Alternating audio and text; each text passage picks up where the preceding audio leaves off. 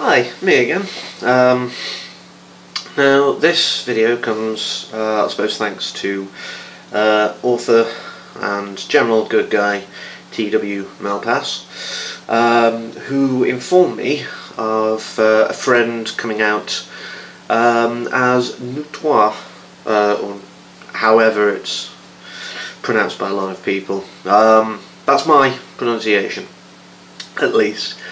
And obviously, you know, it is a bit of a call back to a previous video, if you recall, on gender identity. This is actually a new term for me. I've not come across it before, and in the intervening time I have sort of researched a little, and it does sort of fall more into the you know, sort of the sort of bracket of not necessarily committing, if you will, to a binary typing, which is all well and good with me, and it was quite an interesting thing to look at, because it does seem that people in this bracket feel, at least, as I say, based on my research, and particularly a blog by a person identifying under this term, that there's a lot more kind of perhaps inclination, maybe, to look at a sort of physical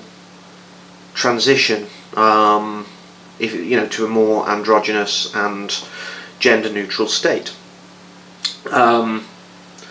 So it is perhaps quite different to sort of the more sort of gender-fluid or gender-queer ideas, if you will, because the fluidity, you know, idea is obviously one day you might feel particularly masculine, the next feminine. This seems to be very much, from, as I say, from my understanding, of setting oneself in that middle ground, as I say, of that binary typing, although that binary typing being perhaps less than ideal, you know, that middle ground is a very wide and varied place. The one thing I had noticed was there's a lot of people who do go through both hormonal and more surgery-based transition methods. So there will be people sort of perhaps who, you know, will take hormones to you know, grow breast tissue, or perhaps, as I say, going surgical routes, you know, sort of to obviously alter the more sort of sexual organ counterparts, and of course obviously breast implants potentially as well, in that. And it is a very interesting area. There are difficulties for these people, such as a lot of people sort of see the idea of transitioning as being a very either or, again, you know, sort of binary state, which in the transgender community almost seems kind of I don't want to say kind of self-defeating, if you will, you know, because obviously part of their point is to be inclusive and accepted. But something, you know, it is very strange that there are a lot of people who find it difficult to understand how people can transition without going the whole hog. You know, I am fully aware of people who sort of wish to be in that neutral ground, you know, have considered hormonal treatments to perhaps develop more feminine traits. Primarily, you know, I do often see it with more male sex people sort of trying to sort of edge into a more feminine shape, you know. And I mean, there are a lot of logical, you know, sort of courses that can be taken to develop that, and to obviously feel more comfortable in oneself, which is the primary goal, of course. It's not about pleasing anyone else, it's about making sure you're happy in the skin that you're in, and being helped to that end, you know, towards that goal. So it's a very weird area for, as I say, for I suppose internal transphobia. Again, going back to the internal discrimination video as much as anything. And it is an interesting area, as I say. So you know, it's one to definitely do perhaps a bit of research on. And, you know, at the end of the day, if you feel like you're not sure where you fit in the spectrum of gender identity, you know, it is definitely worthwhile looking into all of the options. And I'm so pleased that, you know, I have been offered this idea to sort of work with and look at and actually see, you know, about sort of passing on. And also it's very important, I think, to support people in however they want to be. You know, I for one have had experience where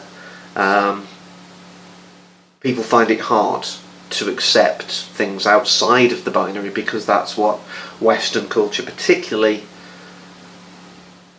lives on, if you will. You know, it's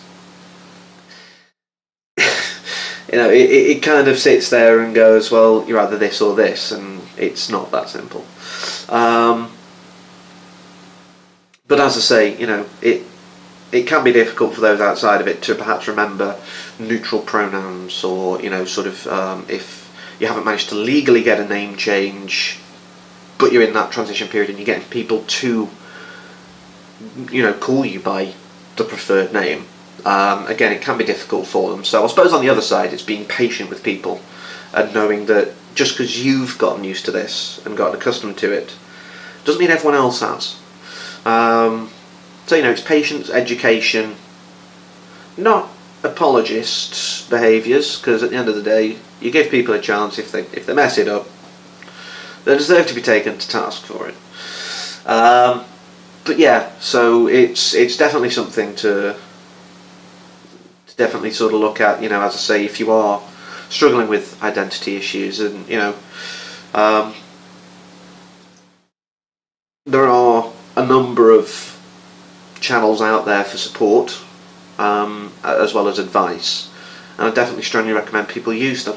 I'm more than happy if anyone sees this and, you know, sort of wants to have a discourse with an actual, you know, human. I'm happy to sort of take any private messages and, you know, sort of respond to comments, you know, either here, on Twitter, on Facebook. Just, you know, at the end of the day, look for these resources and take advantage of them, and more importantly, be comfortable in who you are and know who you want to be. Not an overnight thing, trust me, but starting the journey is the hardest thing. So hopefully we'll all get to a place where we're happy with who we are and not bothered about who other people are, in the sense of hating on it, because unless it's causing you any direct harm or issue, does it matter?